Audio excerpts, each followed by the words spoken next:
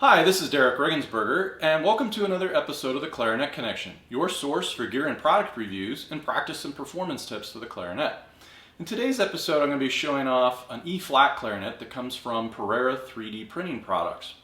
This particular instrument is made from hard rubber for the body, and then the sort of end parts are 3D printed. And so the hard rubber body, the bore component of the clarinet, it's made from a material that's similar to what clarinet mouthpieces are made from. The hard rubber is beneficial in that it keeps the intonation relatively even, especially when there's drastic temperature changes. So if you're looking for an instrument that plays well in both indoor and outdoor settings, this one might fit the bill for you. So the extremities of the instrument, the barrel, the extension, and then the bell are made from a 3D printed resin. And so it's made from a material that's similar to what goes into a buffet green line. So it's essentially grenadilla dust that's then put into a resin and hardens into a solid material that we see in the shape of the clarinet. Pereira 3D printing does make a number of barrels, both not only for E-flat but for B-flat and A instruments, as well as bells and extension pieces. So these 3D printed components are available for the B-flat and A clarinet as well. The barrel itself is nice in that it has a cutout for B-flat reeds. So you can see I'm using a B-flat reed with this particular instrument. And I'm playing on a Van Doren BD5 E-flat mouthpiece.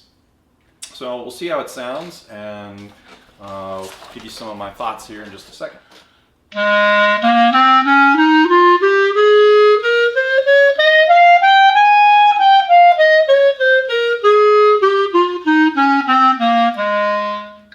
Let's see how it handles some Shostakovich.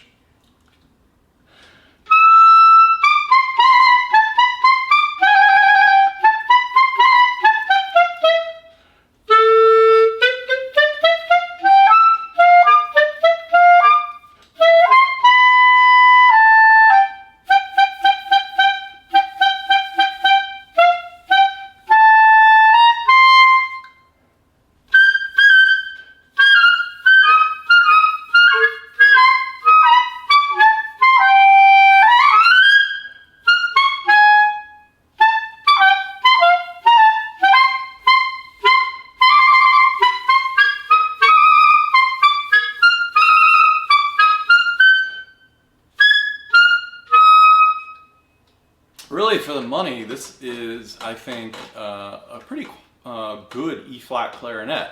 You notice that it plays very well in the high register. A couple of things to note about the instrument.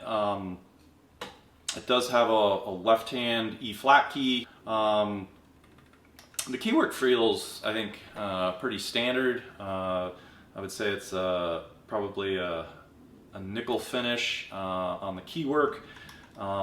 And I think the sound overall is really good. I would say that this would be a great instrument for high school bands and college wind ensembles that have people play E-flat and they're borrowing an instrument from the band. This would be a great instrument to go with. I've played on some of the instruments, even college wind ensemble that just didn't sound very good.